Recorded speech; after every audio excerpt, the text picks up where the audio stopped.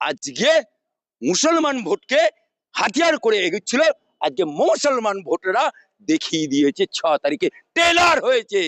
26 সাল আনে দিজিয়ে, পিকচার আবি বাকি হয়। এখন মুসলমানদের মুখ, সারা বাংলার মুসলমানের মুখ একটাই নাম, তার নাম হচ্ছে হুমায়ুন কবির। একটাই নাম, তার নাম হচ্ছে রবিন হুড হুমায়ুন কবির। এবং তার অ্যাডভোকেট হিসাবে তার সম্পূর্ণ লিগালি প্রোটেকশন দেবার দায়িত্ব অ্যাডভোকেট আলী আব্দুল জাদের। নিরাপত্তাহীনতায় ভুগছে। দেখুন, এই মমতা ব্যানার্জিকে বা এই তৃণমূল দলকে বিশ্বাস করা খুব কঠিন। গোকরো সাপকে বিশ্বাস করা, কেউটে সাপকে বিশ্বাস করা যায়, গোকরো সাপকে বিশ্বাস করা যায়, কিন্তু মমতা বাবুকে বিশ্বাস করা যায় না। মুসলমানদের কাছে এতটা গাদ্দার হয়ে গেছে। এই কারণে হুমায়ুন নিজের জীবন বাঁচানোর জন্য, কারণ হুমায়ুনকে বাঁচতে হবে, তাই হুমায়ুনকে মারার জন্য 1 কোটি টাকা কোন এক ভারতের সনাতনী হারামজাদা মুন্ডু কেটে নিয়ে এলে নাকি 1 কোটি টাকা হুমকি, আমাকে হুমকি বাই ফোনে বিভিন্ন ভাবে ফোন হুমকি দিয়েছে। কিন্তু जिसके साथ খোদা है उसको डरने का बात नहीं है। তবু আল্লাহ বলছে, আমার নবী বলছে সাবধানতা অবলম্বন করো। তাই সে সাবধানতা অবলম্বনের জন্য প্রাইভেট সিকিউরিটি নিয়ে বামসা নিয়ে এসছে।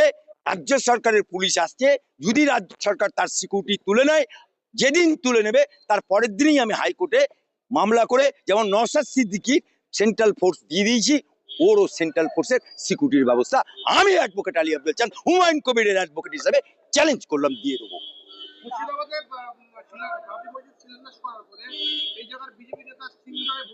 তিনি বলছেন যে ভয় পাওয়ার কিছু নেই, আমরা 500-700 বছর বাবরি ভেঙে ধুলে মিশিয়ে দিয়েছি, আমরা ভদ্র, আমরা সভ্য।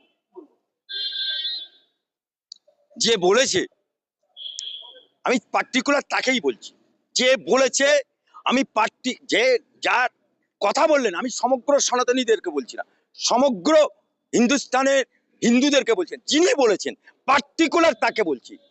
পার্টিকুলার শুনে নাও রে হে বললে বালা, তোমরা সভ্য, তোমরা নম্র, তোমরা ভদ্র। হ্যাঁ তোমরা সভ্য, হ্যাঁ তোমরা নম্র, হ্যাঁ তোমরা ভদ্র, আমি বলছি। কিন্তু তোমাদের ধর্মে, আমি শ্রদ্ধা রেখে বলছি, নিজের ধর্মে আস্থা রেখে অপর ধর্মের প্রতি শ্রদ্ধাশীল হয়ে নবীর উম্মত হিসেবে বলছি, সনাতন ধর্মে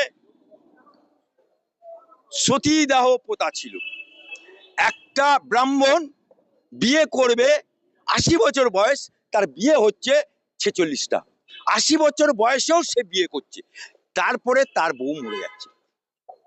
46টা বউকে নিয়ে গিয়ে 80 বছরের বুড়ো ব্রাহ্মণ তাকে, ওই যুবতী 46টা বউকে নিয়ে গিয়ে আগুনে পুড়িয়ে মারাতো। কেন? পতির পুণ্যের সতীর পুণ্য, তাই জ্যান্ত অবস্থায় তাকে সতীদাহ প্রথা। এতই সভ্য, এতই নম্র, এতই ভদ্র যে স্বামী মরে গেলে জ্যান্ত অবস্থায় তাকে পুড়িয়ে মারতে হতো। এটা নম্র ভদ্রের নমুনা। সেটাকে রাজা রামমোহন প্রতিবাদ করেছিল বলে তাকে সমাজ থেকে বঞ্চিত করা হয়েছিল, তাকে সমাজ থেকে বঞ্চিত করা হয়েছিল। সে সমাজ থেকে, হিন্দু সমাজ থেকে, সনাতন সমাজ থেকে বহিষ্কার হয়ে সে ব্রাহ্ম সমাজ গড়েছিল। এতই নম্র ভদ্র যিনি বলেছেন তাকে বলছি। আবার আজকে বাল্মীকি সে ছিল দস্যু রত্নাকর। তিনি, তার কাজ ছিল ডাকাতি করে লুটপাট করা। তা একদিন ওই রাস্তায় ও ডাকাতি করবে বলে দাঁড়িয়ে আছে, একদম খাঁড়া নিয়ে। সেই রাস্তা দিয়ে একটা সাত্বিক ব্রাহ্মণ যাচ্ছে। ব্রাহ্মণকে দেখে বলে, আমি দস্যু রত্নাকর, দাঁড়া, কি আছে দে। বললো, বাবা আমার কাছে তো কিছু নেই। বলে, না, যা আছে তাই দে। বললো, ঠিক আছে বাবা, আমি তাই দেবো। তবে তুমি যে এই দস্যুগিরি করছো, এই ডাকাতগিরি করছো, কার জন্য? বলে, কেন? আমার বিবির জন্য, আমার বাল বাচ্চার জন্য। বলে এই পাপ কাজ তুমি করছো তোমার বিবির জন্য, তোমার মায়ের জন্য, তোমার বাল বাচ্চার জন্য, তা তোমার এই পাপের ভাগ নেবে তো? কেন নেবে না? আমি তাদের জন্য দস্যুগিরি করছি, আমি দস্যু রত্না খাও। বলে ঠিক আছে বাবা, খুব ভালো কথা বলেছো।